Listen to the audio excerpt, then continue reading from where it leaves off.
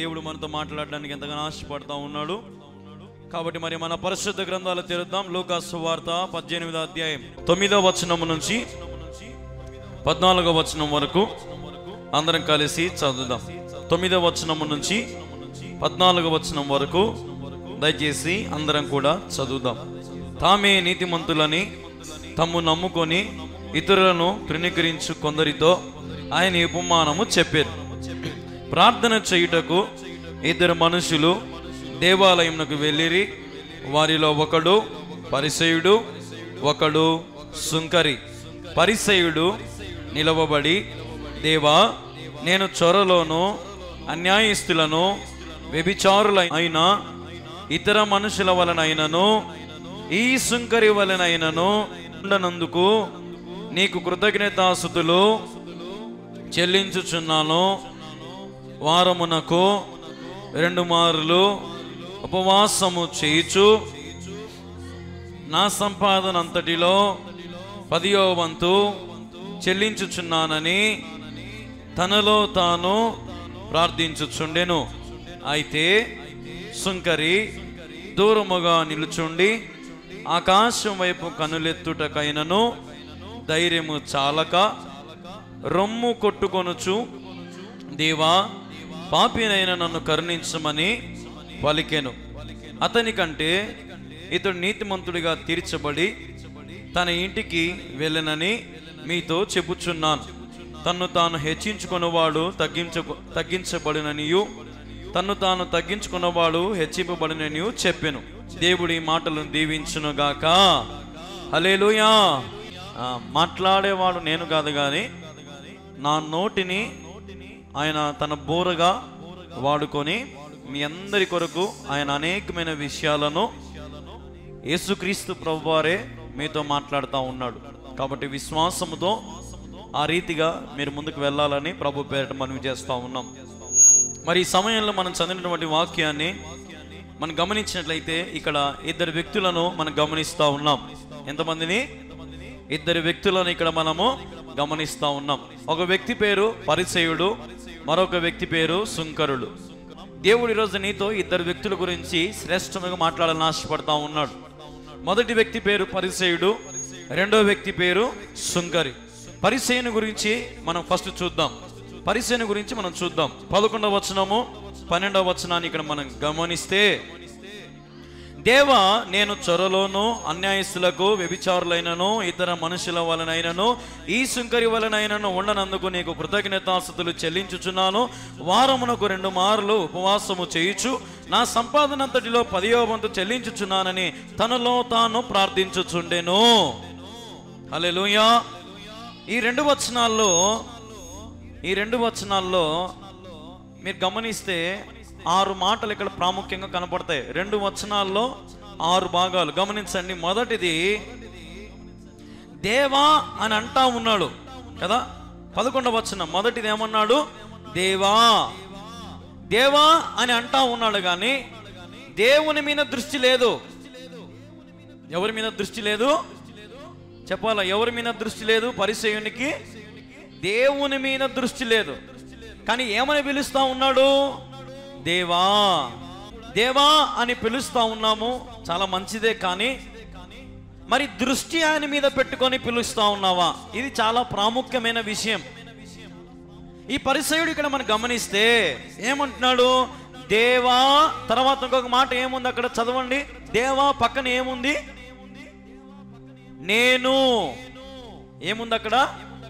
నేను. నేను అంటే ఏంది? ఘనత దేవునికి పోతుందా? మహిమ దేవునికి పోతా ఉందా? ఏమంటా ఉన్నాడు చూడండి. దేవా, ఆయన మీద దృష్టి లేదు, ఊరికే పైకి దేవా. ఇప్పుడు ఏమంటున్నాడు? నేను. తన గురించి తాను ఇప్పుడు దృష్టి పెట్టుకుంటున్నాడు, తన మీద తాను దృష్టి పెట్టుకుంటున్నాడు. నేను చొరలను అన్యాయస్తులను వ్యభిచారులైనను ఇతర మనుషులనైనను ఈ సుంకరి వలనైనా ఉండనందుకు నీకు కృతజ్ఞతాస్తుతులు. ఇతరులని ఇక్కడ పోల్చుకుంటా ఉన్నాడు. గమనించండి. ఏమ్మా, పోల్చుకుంటున్నాడా లేదా? ఇతరులను ఏం చేస్తా ఉన్నాడు? పోల్చుకుంటా ఉన్నాడు ఇతరులని, వారిని తృణీకరిస్తా ఉన్నాడు, వారిని తృణీకరిస్తా ఉన్నాడు. తర్వాత గమనిస్తే 12వ వచనం, వారమునకు 2 మారులు ఉపవాసము చేయుచు నా సంపాదనంతటిలో 10వ వంతు చెల్లించుచున్నానని తనలో తాను ప్రార్థించాను.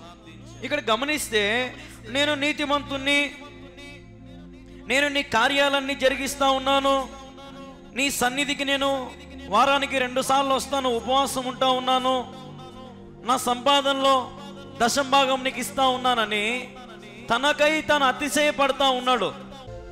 గమనిస్తే ఇక్కడ ఈ పరిసయుడు అంటా ఉన్నాడు, తనకై తాను అతిశయపడతా ఉన్నాడు. ప్రార్థనలో ఎక్కడ చూసినా దీనత్వము లేనే లేదు, ప్రార్థనలో ఎక్కడ చూసినా తగ్గింపు లేదు, తన చేసే ప్రార్థనలో ఎక్కడ చూసినా కానీ అణుకువ లేదు. దేవా అని స్టార్ట్ చేసినాడు, కానీ తర్వాతంతా మనం గమనిస్తే తన గురించి తాను సెల్ఫ్ పబ్లిసిటీ చేసుకున్నాడు, డబ్బా కొట్టుకున్నాడు అన్నమాట తన గురించి తాను. హల్లెలూయా. పరిసయ్యుడు తన గురించి తాను దేవుని దగ్గర ఘనముగా చేసుకుంటా ఉన్నాడు, కానీ దేవుని దగ్గర ఇతరుల గురించి తృణీకరిస్తా ఉన్నాడు. కానీ తను దేవునికి మహిమ తీసుకురాకుండా తనకై తాను మహిమ తీసుకొస్తా ఉన్నాడు. ఈ రాత్రికాల సమయంలో నేటి సంఘాలలో కూడా గమనించండి, నేటి సంఘాలలో కూడా అనేక మంది క్రైస్తవులు, విశ్వాసులు, దేవుని నమ్మిన బిడ్డలు, దేవుని అడుగుజాలు నడిచే బిడ్డలు ఈరోజు ఇటువంటి ప్రార్థన ఇంకా చేస్తూ ఉన్నారు కదా. ఏంది నువ్వు వెనకొచ్చి ముందు నువ్వు మాడుతున్నావే, నేను ముందు నుంచి వచ్చున్నా ఈ చర్చికి కదా, నేను ముందు నుంచి చర్చికి వచ్చున్నా, నువ్వేంది నిన్నగాక మొన్న వచ్చి కదా. ఇట్లాంటి మాటలు కొన్నిసార్లు అంటూ ఉంటాం. ఒక్కొక్కసారి కొత్తగా వచ్చిన వాళ్ళనైతే కొంతమంది అసలు లెక్కే చేయరు, పాతోళ్ళే కలిసిమెలిసి ఉంటారు, కానీ కొత్త వాళ్ళు వచ్చినప్పుడు వాళ్ళని దగ్గరికి తీసుకోరు కదండి. ఈ రోజున పరిచయంలాగా ఈరోజు సంఘాలలో కూడా ఎంతో మంది అతిశయిస్తూ ఉన్నారు. నేను ఉపవాసం ఉంటాను ప్రభు సన్నిధిలో. కొంతమంది అంటారు కదా, నేను పొద్దున్న నుంచి శుక్రవారం రాత్రి అంతా రోజంతా కూడా మంచినీళ్ళు కూడా ముట్టనక్క నేను కదా.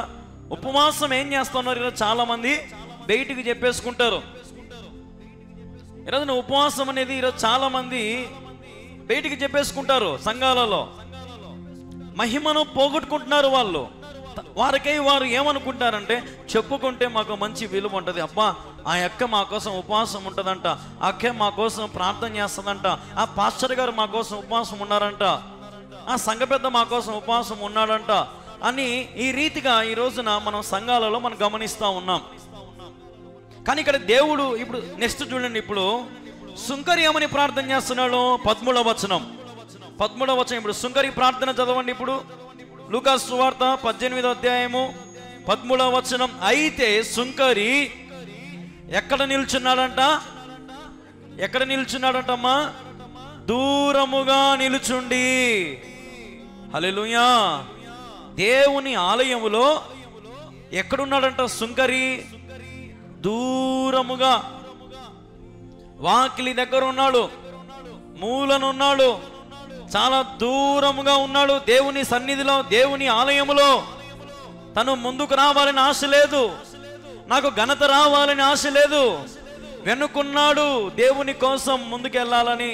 చూడండి, గమనించిన తర్వాత మనం గమనిస్తే, ఆకాశం వైపు కనులెత్తుటకైనను ధైర్యము చాలక ఏం చేశాడంట?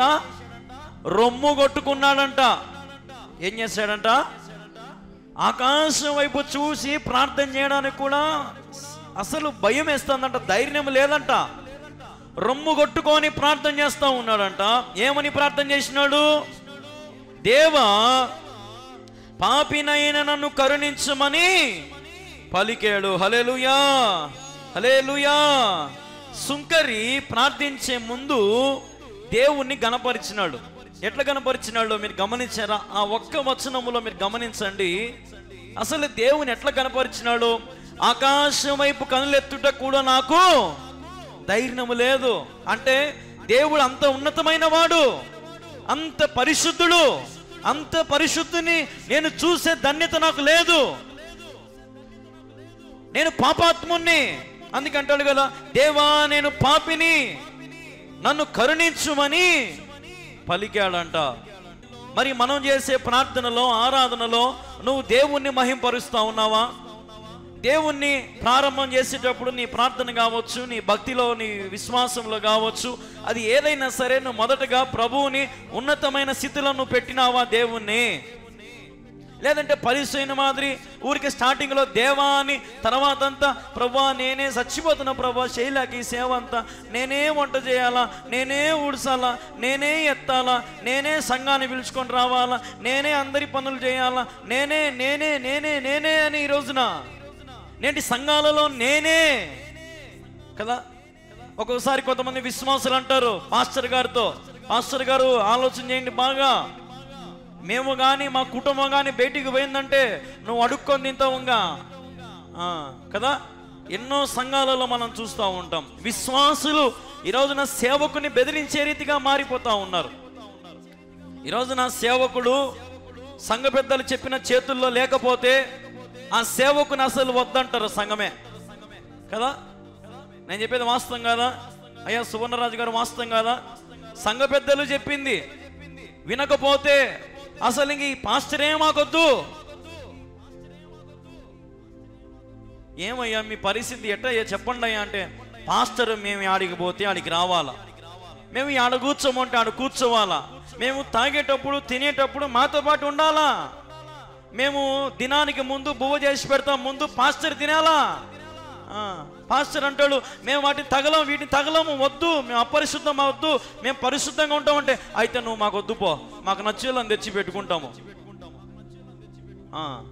కదా. ఈరోజు మనం ఇట్లాంటి ఎన్నో గమనిస్తూ ఉన్నాం ప్రపంచంలో. నిజమైన సేవకునికి ప్రాధాన్యత లేదు, నిజమైన సేవకునికి పట్టం కట్టడం లేదు. ఈ రోజున ప్రార్థన చేసే సేవకునికి పట్టము లేదు. ఈ రోజున యథార్థంగా సేవ చేసే వ్యక్తికి ఈ రోజున అవకాశం లేదు. అన్యాయానికి సంఘ పెద్దలు చెప్పిన మాట ఏంటే ఆ సేవకుడు మంచోడంట. బైబిల్లో ఎన్ని అధ్యాయులు కూడా తెలియదు ఆ సేవకునికి. ఊరికి వచ్చి సంఘ పెద్దలు చెప్పిన దానికి దీనికి తల ఊపుతాడు, రెండుసేపు ఆ మొక్క ఈ మొక్క అన్ని తెచ్చాడు, అతికిచ్చిపోతాడు అంతే.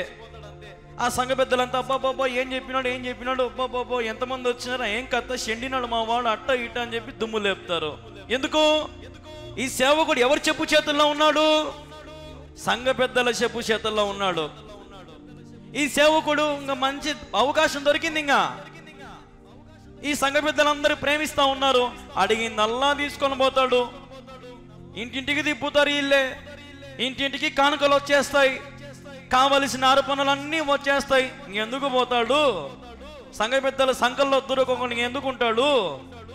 ఈ రోజున సేవకులు కూడా రోషము కలిగి సేవ చేయాలా. మనము లోబడి ఉండాల్సింది సంఘానికి కాదు. సేవకుడు ఈ రోజున లోబడి ఉండాల్సింది సంఘ పెద్దలకు కాదు. సంఘమే దేవునికి సేవకునికి లోబడి ఉండాలా. హల్లెలూయా, హల్లెలూయా. ఇది క్రమము. సేవకుడు దేవునికి తప్ప మరొక దానికి తల వంచకూడదు. సేవకుడు దేవుడు చెప్తేనే బయటికి వెళ్ళాలా. సేవకుడు బయటికి దేవుడు చెబితేనే ప్రార్థన కూటం పెట్టాలా, సమాధానం రావాలా సేవకునికి. వాళ్ళు ఏమనుకుంటారో పోకపోతే, ఈ సంఘ పెద్ద మనం ఏమని అనుకుంటాడేమో పోకపోతే అని ఎట్ట పడతాడో పోయి ఏది పడతా చేసి వచ్చే ఆడ ఏం ఆశీర్వాదం ఉంటుంది, ఆడ ఏం ప్రార్థన జరుగుతుంది, ఆడ ఎవరు బాగుపడతారు, ఏం జరుగుతాయి, ఏ మేలు జరుగుతుంది. ఈ రోజున సంఘాలలో ఇట్లాంటి పరిచయన బుద్ధి నేటికి కలిగి ఉన్నారు చాలా మంది. సుంకరిలాగా లేరు. ఈ రోజున ఆకాశం వైపు కనులెత్తి చూచుటకు నాకు ధైర్యము లేదు. ఇది కదా ప్రార్థన చేయాల్సింది. ఒక రోజున కొంతమంది సేవకులు కానీ సంఘంలో సండే స్కూల్ టీచర్లు ఇది చెప్తారు. ఏం చెప్తారంటే, నేను మా సంఘాన్ని ఎట తీర్చిదిద్దినానంటే నిలబడి చెప్పమంటే ఇంకేమైనా కటకటకటకటకట చెప్తారంట. అంటే నువ్వు నేర్పించనే నేర్చుకున్నారా? దేవుడు నేర్పిలేదా వాళ్ళకి? దేవుని సన్నిధిలో బలపడలేదా వాళ్ళు? అంటే నువ్వు అప్పుడు దేవుని దూరం చేసి నువ్వు దూరినావా మధ్యలో? ఈ రోజున సంఘాలలో దేవునికి దగ్గర చేయాల్సింది పోనిచ్చి సేవకులు సంఘము దగ్గర అయిపోతా ఉన్నారు. ఆకాశం వైపు కనులెత్తడంలా. ఇప్పుడు ఆశ్చర్య గారు ఎక్కడున్నారండి, మా కోసం ప్రార్థన చేయండి. అందుకే నాకు ఎవరు ఫోన్ చేసినా ముందు చెప్పే మాట ఒకటి, నేను ప్రార్థన చేస్తాను, మీరు కూడా ప్రార్థన చేయండి. నేను ఒక్కని చేసి ఏం జరగదంట, మొఖాన్నే చెప్పేస్తా. మీరు నమ్ముకోండి, నేను నమ్మి ప్రార్థన చేస్తా. మీరు విశ్వాసంతో ప్రార్థన చేయండి, నేను విశ్వాసంతో ప్రార్థన చేస్తా. ఎక్కడ 2-3 కూడి ప్రార్థన చేస్తారో అక్కడ దేవుని ఆత్మ దిగి వస్తుంది. ఈ సుంకరి ప్రార్థన చేస్తున్నాడు ఏమని? నేను పాపిని, నన్ను కరుణించుమని పలుకుతా ఉన్నాడు దేవుణ్ణి. ఈరోజు అట్లాంటి ప్రార్థన ప్రియ భక్తుడా, భక్తురాలా, విశ్వాసి, విశ్వాసురాలా, దేవుని సంఘములో సంఘ పెద్దలారా, సేవకులారా, పరిచర్య చేసేవాళ్ళు, అనేక మంది దేవుని సన్నిధికి చేర్చబడుతున్నటువంటి వారు, ఈరోజు మరి నీ ప్రార్థన ఎలాగుంది? ఈ పరిసైన మాదిరి డబ్బా కొట్టుకుంటా ఉన్నావా? లేదంటే సుంకరి మాదిరి నాకు నీ వైపు చూడడానికి కూడా ధైర్యం లేదు ప్రభువా, నీవు చాలా గొప్పనివి, నేను నీ ముందర ఎంత, నా పాపాన్ని గడుగు, నన్ను కరుణించు, అది ప్రార్థన. పరిసయుడు అంటా ఉన్నాడు నా సంపాదనలో అంటా ఉన్నాడు కదా. ఏమన్నాడు అక్కడ పరిసయుడు? ఏమన్నాడు? 13వ వచనం, నా సంపాదన. ఎవరి సంపాదన అంట అది? ఏమ్మా ఎవరి సంపాదన అంట? 13వ వచనం 18, 13. ఎవరి సంపాదన అంట అది? నా సంపాదన. గమనించారా? దొరికిందా దొరకలేదా? నా సంపాదన, దేవుడిచ్చిన సంపాదన కాదంట అది. ఎవరిచ్చిన సంపాదన అది మరి అంటా ఉన్నాడు. అందుకే నా సంపాదన, నేను సంపాదించుకున్న దాంట్లో నీకు ఇచ్చనా పో. ఏమిచ్చన్నాడంట దేవునికి? దశంభాగం ఇచ్చన్నాడంట. దేవునికి ఇచ్చేంతటోళ్ళమా మనము? నా సంపాదన ఏం మాట అది? ఏం అసలు ప్రార్థన అది. అందుకే దేవుడు అంటుండే ఇప్పుడు 14వ వచనం చూడండి. ఇప్పుడు 14వ వచనం, అతని కంటే ఇతడు నీతిమంతుడుగా తీర్చబడి తన ఇంటికి వెళ్ళనని మీతో చెప్పుచున్నాను. తన్ను తాను హెచ్చించుకున్నవాడు తగ్గింపబడననియో, తను తాను తగ్గించుకున్నవాడు హెచ్చింపబడిననియో చెప్పాను. హల్లెలూయా. ఇప్పుడు ఈ ఒక్క మాట గమనించండి. 14వ వచనం బాగా గమనించండి తేడా. పరిసయుడేమో నేనే గొప్పోనని అంటా ఉన్నాడు, నేనే దేవునికి ఇస్తున్నా అని అంటా ఉన్నాడు. కానీ సుంకరి ఏమంటా ఉన్నాడంటే నేను పాపిని, నన్ను కరుణించమని అడుగుతా ఉన్నాడు. అంటే ఇక్కడ ఏం కనపడతా ఉంది మనకు? ఒక్క మాటలో తగ్గింపు. పరిసయుడు 2 వచనాలు, 11వ వచనము 12వ వచనం పరిసయుని మాటలు. కానీ సుంకరి ప్రార్థన ఒక్క వచనమే. అర్థమవుతా నేను చెప్పేది మీకు బాగా? సుంకరి ప్రార్థన ఒక్క వచనమే, పరిసయుని ప్రార్థన 2 వచనాలు. స్థలం ఎక్కువ తీసుకున్నాడు బైబిల్లో స్థలం ఎక్కువ తీసుకున్నాడు. పరిసయుడు కొంచెమే తీసుకున్నాడు. అంటే దాని అర్థం ఏంది? ఇంకా తగ్గించుకున్నాడు. సుంకరి తగ్గించుకున్నాడు, పరిసయుడు మాత్రం తగ్గించుకోలే. అందుకే దేవుడు అంటా ఉన్నాడు ఏమని? అతని కంటే ఇతడు నీతిమంతునిగా తీర్చబడి తన ఇంటికి వెళ్ళనని మీతో చెప్పుచున్నాను. ఇప్పుడు ఎవరు నీతిమంతునిగా దేవుడు తీర్చినాడంట? పరిసయుని తీర్చినాడా దేవుడు? సుంకరిని దేవుడు తీర్చినాడు. ఎవరిని తీర్చినాడమ్మా దేవుడు? సుంకరిని నీతిమంతునిగా తీర్చినాడు. దేవునికి ఎందుకు నచ్చలేదు ఆ ప్రార్థన? పరిసయుని ప్రార్థన దేవునికి ఎందుకు నచ్చలేదు? అతని మాటల్లో పొరపాటు ఉంది, అతని భావంలో పొరపాటు ఉంది, అతని ఆలోచనలో పొరపాటు ఉంది, అతని తలంపుల్లో పొరపాటు ఉంది, పక్కనోళ్ళతో పోల్చుకునే తనం ఉంది, హెచ్చించుకునే తనం ఉంది. నాది, నేను అనేటువంటి హెచ్చింపు అతనిలో కనబడతా ఉంది. అది దేవునికి నచ్చలేదు. సుంకరి చేసిన ప్రార్థన దేవునికి నచ్చి దేవుడు తన ఇంటికి వెళ్ళాడు. హల్లెలూయా, హల్లెలూయా. ఇప్పుడు చూడండి, ఇంకా తన్ను తాను హెచ్చించుకున్నవాడు ఏమవుతాడంట? చెప్పాలమ్మా, ఏమవుతాడంట? తగ్గించబడతాడు. తగ్గించబడిన వాడు ఏమవుతాడంట? ఇప్పుడు పరిసయ్యుని దగ్గర ఏముంది? సంపద ఉంది. పరిసయ్యుని దగ్గర సంపద ఉందా లేదా? సంపద ఉంది. ఇంకా ఏమున్నాయి? ఉపవాసం చేస్తా ఉన్నాడు. ఇంకా ఏముంది? 2-3 మార్లు తన ఉపవాసం చేస్తాడంట.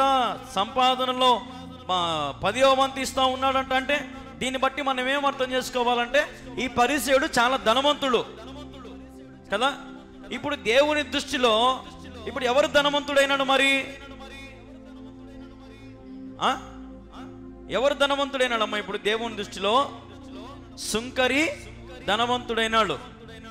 ఇప్పుడు ఆటోమేటిక్గా పరిసయ్యుడు ఏమైపోయినాడు? ఇప్పుడు దేవుని దృష్టిలో తగ్గించబడినాడు. హల్లెలూయా. సుంకరిని దేవుడు ఏం చేశాడు? ఇప్పుడు హెచ్చించినాడు. హల్లెలూయా. ఈ రోజున నీ తగ్గింపే నీకు హెచ్చిస్తుంది. ఈరోజు నువ్వు ఓపిక పడితే ఒకానొక సమయంలో ఒక ఉన్నత స్థితికి నువ్వు తీసుకెళ్తాడు దేవుడు.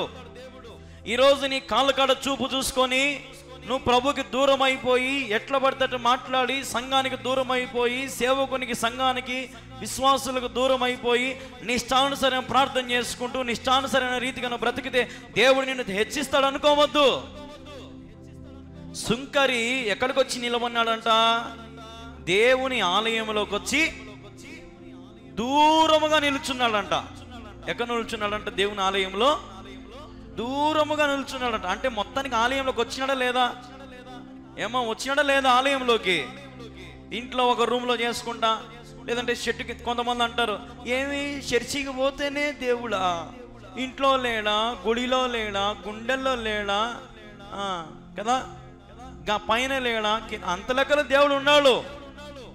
కానీ సుంకరికి ఎంత జ్ఞానవంతుడు! ఆ జ్ఞానం మనకు దేవుడు ఇచ్చినాడు. దేవుని ఆలయంలోకి వచ్చినాడు. నువ్వు వచ్చి ప్రార్థన చేసుకుంటా ఉన్నావా దేవుని ఆలయంలో? దేవుని ఆలయంలో నీ కష్ట నష్టాలు చెప్పుకుంటా ఉన్నావా? దేవుని ఆలయంలో నీ పాపాలు ఒప్పుకుంటా ఉన్నావా? దేవుని ఆలయంలో నీవు సమస్తమును విడిచిపెట్టుకొని నీ హృదయమును నెమ్మదిపరుచుకుంటా ఉన్నావా? దేవుని ఆలయానికి వచ్చి నీ హృదయంలో ప్రతి కలతను తీసివేసుకుంటా ఉన్నావా? ఆలోచన చేయాలి. ఈరోజు నువ్వు దేవుని ఆలయంలోకి వచ్చి ప్రార్థన చేస్తే నీకు ఎక్కడ లేని సంతోషం అంతా నీ హృదయంలోకి వచ్చేస్తుంది. హల్లెలూయా. నువ్వు ఇంట్లో ఎంత ప్రార్థన చేసినా, నాకు నేను ఒక అమ్మాయి చెప్తా ఉంది నాతో, అన్న ప్రార్థన చేసుకుందామని మోకాలు వంగుతానన్నా, కానీ ప్రార్థన చేసేటప్పుడు టక్కుని ఎవరో వెంకల నుంచి ఒక దొబ్బినట్టు, ఏదో గాలి సౌండ్ వచ్చినట్టు, ఇంకా ఎన్నెన్నో చెప్తా ఉంది. ఇంకా ప్రార్థన చేసుకోబోతే కాదంట, లేయిపోతే అవుతుందంట. కానీ వీడికి వచ్చి కూర్చుంటే మాత్రము అసలు ఎంత బాగుంటుందన్న, నాకు నీ దగ్గర కూర్చొని వాక్యం వింటా పాటలు పాడితే ఎంత బాగుంటుందన్న. ఇప్పుడు మరి ఎక్కడ సంతోషం దొరికింది ఇప్పుడు ఆ అమ్మాయికి? దేవుని ఆలయంలో దొరికింది. నా మందిరములో సంతోషము దొరుకుతుంది వాక్యంలో ఉంది. ఆయన మందిరంలో సర్వ సమృద్ధి దాగి ఉంది. ఆయన దగ్గరికి రావాలా మనము? దూరంగా నిల్చో, ఇబ్బందిలే. కొంతమంది దూరంగా నిల్చో డ్రామా కొడతారు దూరంగా. ఎందుకు? మమ్మల్ని పిలుచడం ఇలా చూద్దామని ఈ పొద్దు దూరంగా ఉండాము. ఎంతసేపు ముందరకి అవకాశం ఇచ్చాడు. మేము కావాల్సి వచ్చి దూరం ఉంటే ఇంకా మమ్మల్ని రోజు రోజుకి దూరం చేస్తున్నాడు. ఇంకా అట్నే బయటికి పోయేది మేలులే, ఇంకా ఎందుకు వచ్చింది అని కొంతమంది ఇట్టు కూడా ఉంటారు. కావాల్సి వచ్చే దూరంగా ఉంటారు అన్నమాట. మమ్మల్ని ముందు పిలిచాలా? అందరి మధ్యలో ఏమ్మా మేరీ, ఏమ్మా అడుగుచ్చినవు, రామ్మా ముందుకు రామ్మా కదా, అట్ట అనిపించుకోవాలని కొంతమందికి ఇష్టం ఉంటుంది. అట్ట పిలిపించుకోవాలని, పేర్లు మైకులో పిలిచాలని. నేను ఒకరోజు ఒక వ్యక్తి గురించి పాట పాడమని చెప్తే ఊరికి నేనేం చెప్పినంటే, ఇప్పుడు ఒక ఆయన పాట పాడతాడని చెప్పిన. ఆయన ఏమంటాడంటే, గారు అని నా పేరు చెప్పి గారు అని పిలుసు, కళ్యాణ్ గారు. ఏం పిలిచాలంట లాస్ట్లో ఆయనను? మళ్ళా గారు అనాలంట. గారు ఎంబీబీఎస్ చదివినాడు పాపం, అందుకు గారు అనాల మనం. కదా. దేవుని సన్నిధిలో నీకు గారు బూరెలు అవి కావాలన్నా, దేవుని సన్నిధిలో ఇక్కడ సుంకరి తన్ను తాను తగ్గించుకుంటా ఉన్నాడు. దేవుని ఆలయంలో తన్ను తాను సమస్తమును దీనంగా ఉన్నాడు, దూరంగా నిల్చున్నాడు. అసలు హైలైట్ విషయం ఏంటంటే దేవుడే సుంకరి దగ్గరకు వచ్చినాడు. హల్లెలూయా, హల్లెలూయా. ఇప్పుడు ఉదాహరణకి బలిపీఠం దగ్గర పరిసయుడు ప్రార్థన చేస్తున్నాడు అనుకోండి. ఎక్కడ ప్రార్థన చేస్తున్నాడు పరిసయుడు? బలిపీఠం దగ్గర, స్టేజి దగ్గర ప్రార్థన చేసుకుంటా ఉన్నాడు అనుకోండి. అంత డబ్బానే ప్రార్థన, అంతా డబ్బానే ప్రార్థన, అంతా డబ్బానే. ప్రభా, నేను పోయిన వారం ఉపవాసం తండ్రి, నా ఉపవాసం ఆలకించినైనా, ఈ పొద్దు నుంచి రాత్రి దాకా ఉపవాసం ఉండ తండ్రి, సహాయం చేయనైనా. ప్రభా, కష్టాలు తీర్చినైనా, ఇబ్బందులు తీర్చినైనా, ఓయమ్మ ఏడిసి ప్రార్థన చేస్తున్నానైనా, సహాయం చేయనైనా. అంత డబ్బా ప్రార్థనే కదా. అప్పుడు దేవుడు కూర్చొని ఉన్నాడు. సుంకరి లోపలికి వచ్చినాడు. సుంకరి మూలకు పోయినాడు.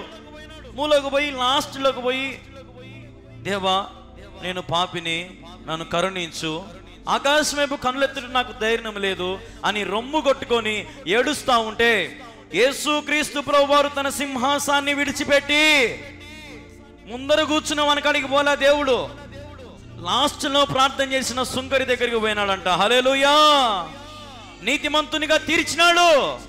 సుంకరి ఏమి ప్రార్థన అయినా ఇది.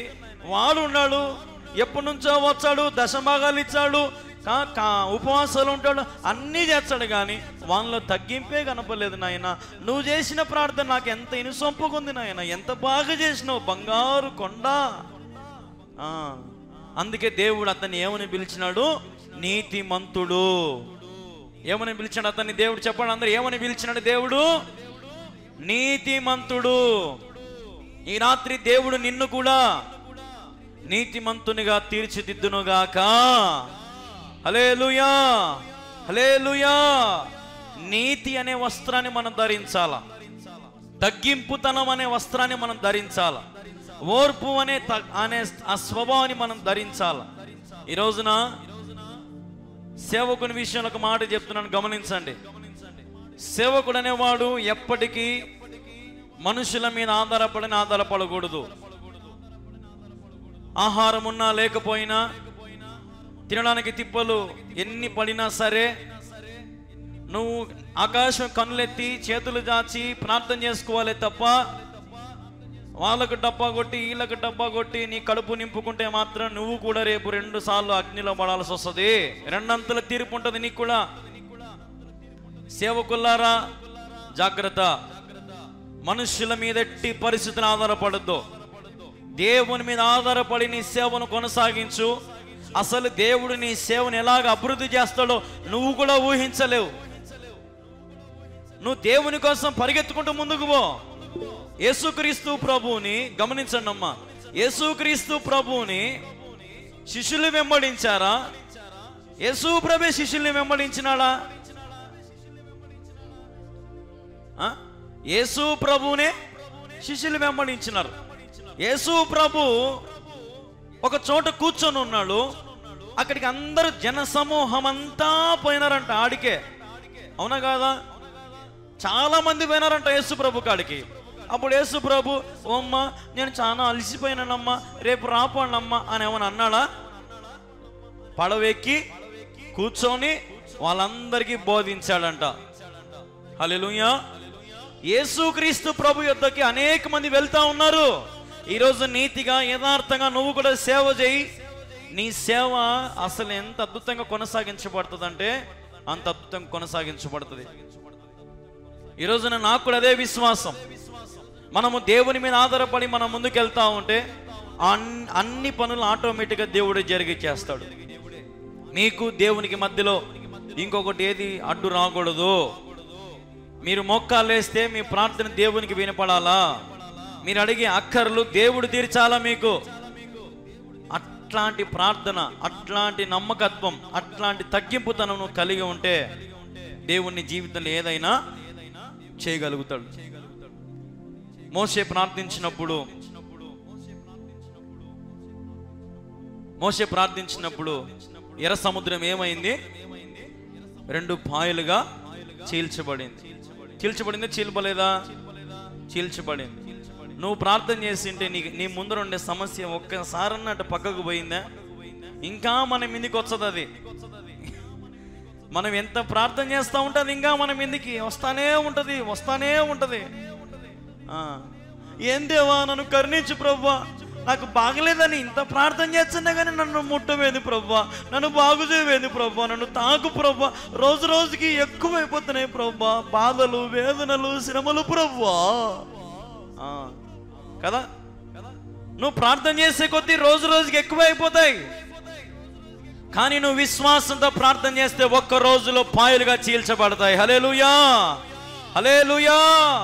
ప్రార్థన వేరు, విశ్వాస ప్రార్థన వేరు. ప్రార్థన అందరూ చేస్తారు.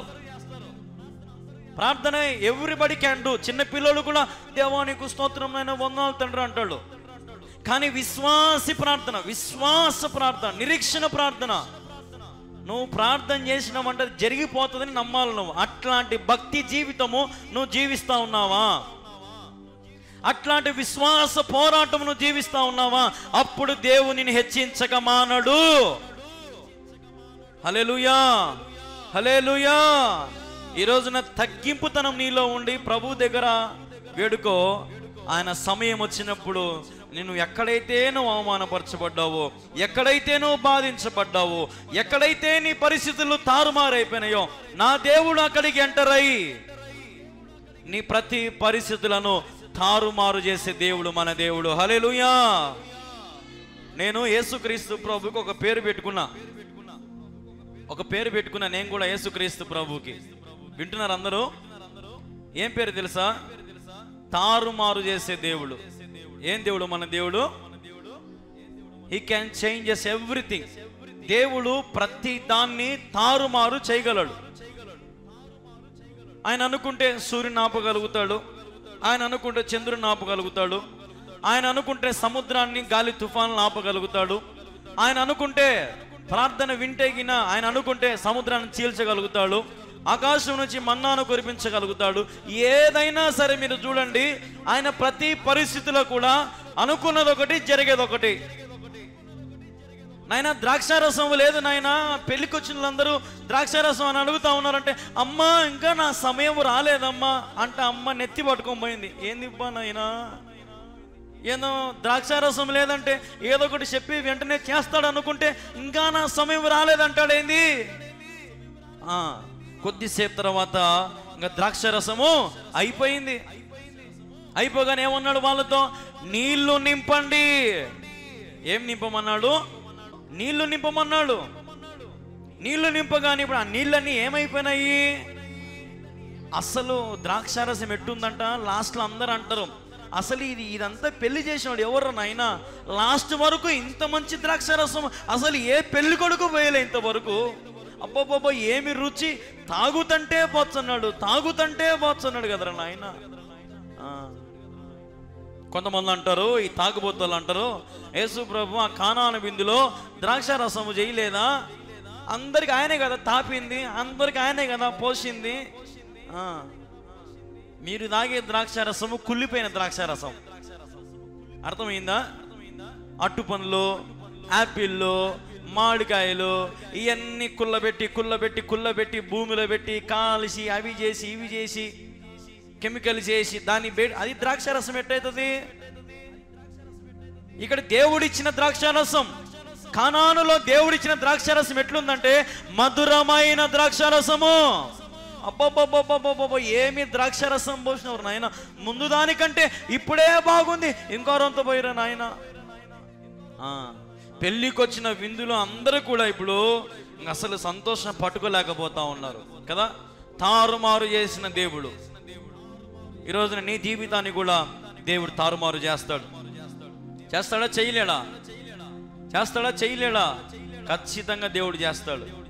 ప్రతి పరిస్థితిని దేవుడు మారుస్తాడు. నీ చేతులు ఏమి లేదు నువ్వు అనుకోవద్దు. నీ చేతిలో నా చేతులు ఏమి లేదు బ్రదర్, నా వల్ల ఇంకేది కాదు, నేను ఇక చేతులు ఎత్తేసిన బ్రదర్ అని అంటారు కొంతమంది. నువ్వు చేతులు ఎత్తేసినా నీ చేతులు నిండుతో ఆశీర్వాదం నింపే దేవుడు మన దేవుడు. హల్లెలూయా. నువ్వు చేతులు ఎత్తేసినా నా వల్ల కాదు, నేను బతకలేనంటే అప్పుడే ఇస్సాకును బలి తీసేటప్పుడు అబ్రహాము ఇస్సాకును బలి ఇట్లా ఎత్తినప్పుడు ఎవరు వచ్చినారు అడ్డము? దేవుని దూత వచ్చింది. వచ్చి అయ్యా అబ్రహాము, ఏం భక్తి అబ్రహాం అనేది, సరే సరే నీ కొడుకొద్దు ఏమొద్దులే, నిన్ను ఊరికే దేవుడు పరీక్ష పెట్టినాడు కానీ అదిగో ఆ ముళ్ళ పొదల్లో ఉన్నటువంటి ఆ గొర్రె పిల్లను వధించే. ఇంకా తారుమారు చేసినాడా? చేయలేదా దేవుడు? ఇస్సాకుని దేవుడు తీసుకున్నాడా? తీసుకోలే. అబ్రహాము భక్తిని టెస్ట్ చేసినాడు, అబ్రహాము విశ్వాసాన్ని దేవుడు పరీక్షించినాడు. మరి ఈరోజు నీ విశ్వాసాన్ని దేవుడు పరీక్షిస్తే నువ్వు నిలబడగలుగుతావా? అన్నా మాకు బిడ్డలు లేరన్నా, దేవుడు మాకు ఏదైనా బిడ్డనిచ్చే దేవుని సేవకి అప్పగించామన్నాక మాకు ఇంకేమొద్దన్నా, మాకు బిడ్డని ఇవ్వని చెప్పన్నా, ప్రార్థన చేయన్నా. దేవుడు బిడ్డనిచ్చే ఇచ్చాడు. సంవత్సరం అవుతుంది, 10 ఏళ్ళు అవుతుంది, వానికి 20 ఏళ్ళు వచ్చాయి. ఆ తల్లి మాత్రం వాని యాడికి పిలుచుకొని రాదు, యాడికి పిలుచుకొని రాదమ్మా, మందిరానికి పిలుచుకొని రాదు అమ్మగారు.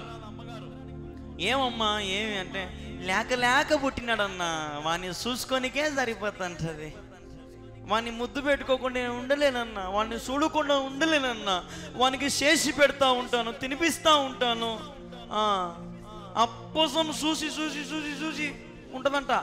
ప్రార్థన కూడా పోనీయకుండా ఏదో పెద్ద ఆమెకు గర్భఫలం వచ్చినట్టు. ఎవరిచ్చిన గర్భఫలం అది? దేవుడిచ్చిన గర్భఫలం.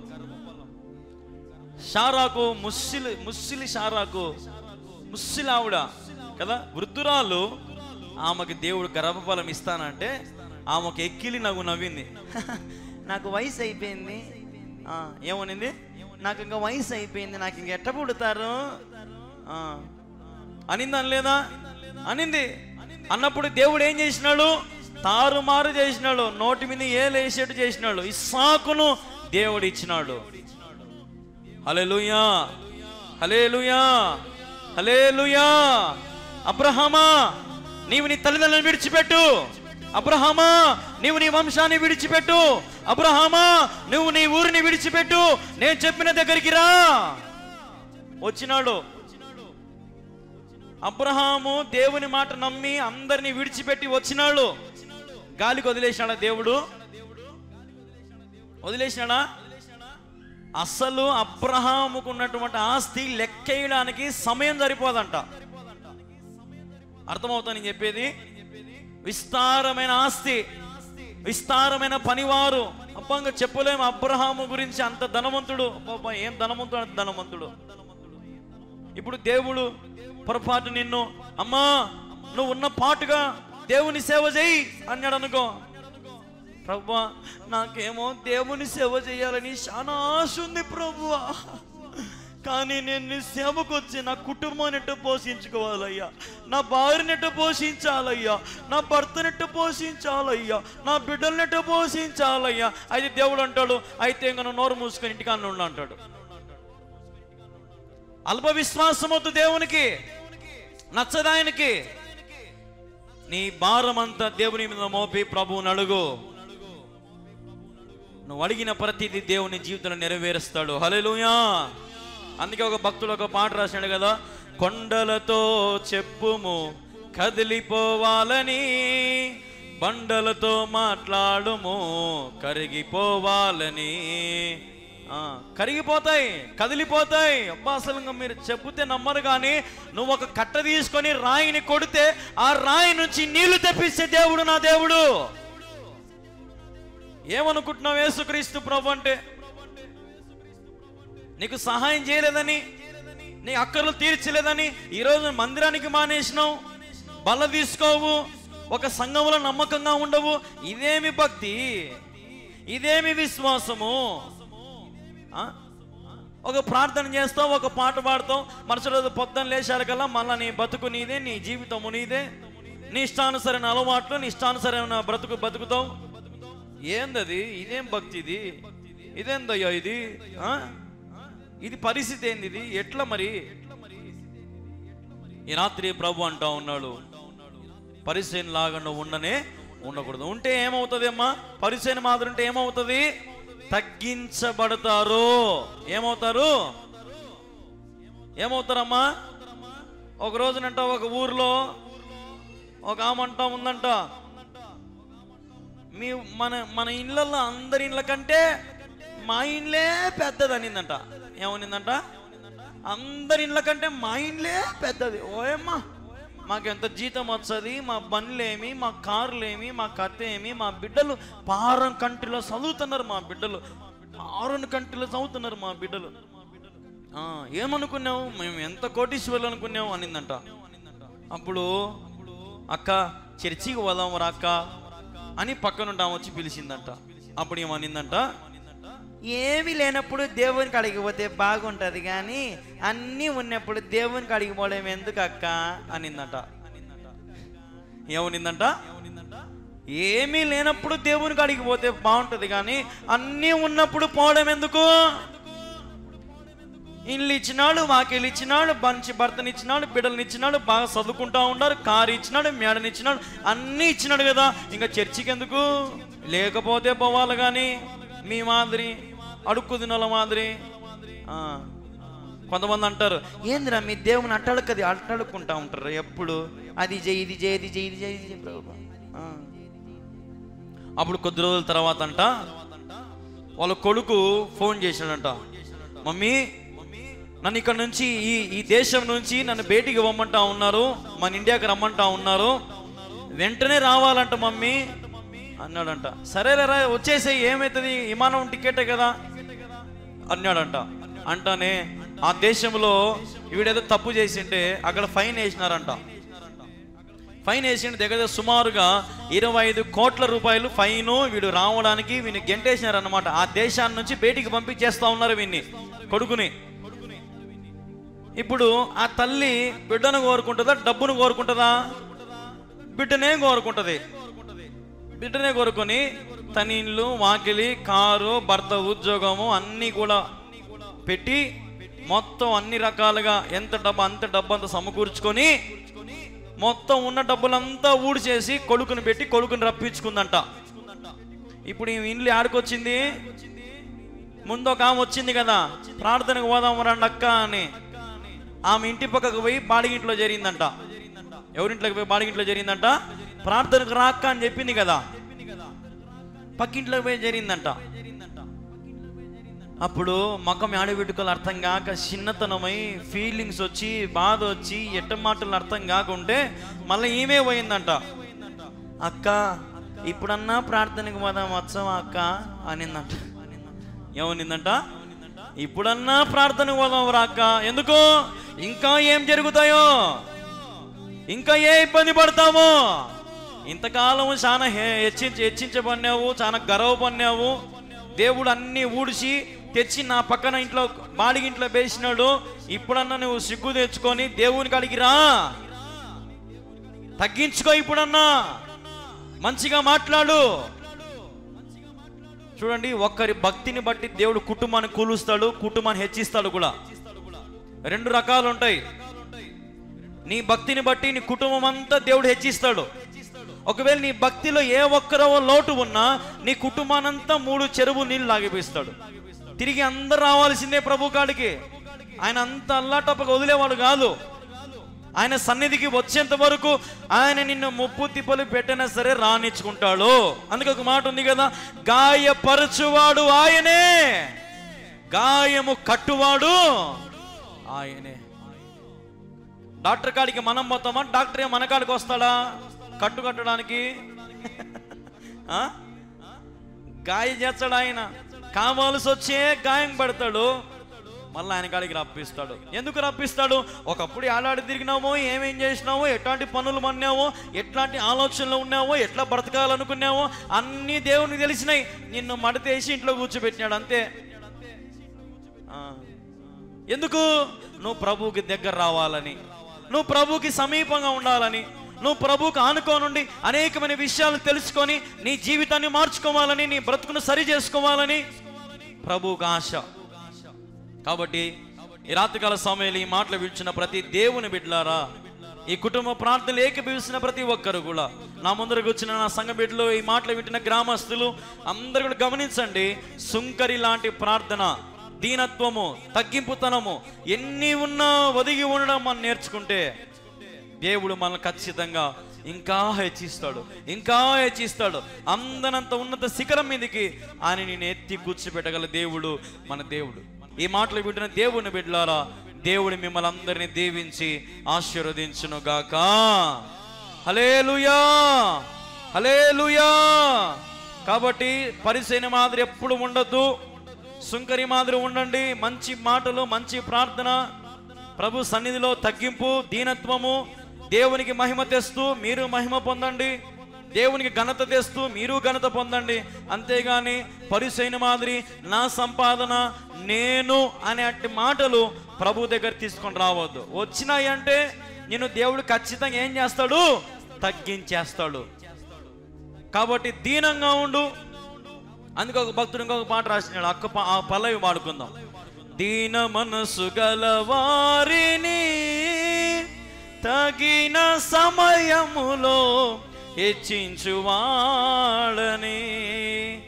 నీవు వాడు పాత్రను నేనుండుటకే విశ్రమింతును అంతము వరకు. హల్లెలూయా, యేసయ్యా నీకే స్తోత్రమయ్యా. హల్లెలూయా, యేసయ్యా నీకే స్తోత్రమయ్యా. దీన మనసు గల వారిని దేవుడు ఖచ్చితంగా ఏం చేస్తాడు? హెచ్చిస్తాడు. అందరూ ఒకసారి నాతో పాటు చెప్పండి, ఇక నుంచి నేను ప్రభు సన్నిధిలో దీనత్వము కలిగి తగ్గించుకొని బ్రతకాలని ఆశపడుతున్నాను తండ్రి. నాకు నువ్వే సహాయము చేయి. పరిసయ్యుని వంటి బుద్ధి, పరిసయ్యుని వంటి పోలికలు నాకు వద్దు నాయనా. నేను సుంకరి వలె ఆకాశము కనులెత్తుటకు ధైర్యము చాలక నీ సన్నిధిలో ఏడ్చుచున్నాను. నన్ను కరుణించుము, నాకు సహాయము చేయుము, నన్ను బలపరచుము, నన్ను స్థిరపరచుమని యేసుక్రీస్తు నామములో ప్రార్థిస్తా ఉన్నాము తండ్రి. ఆమేన్.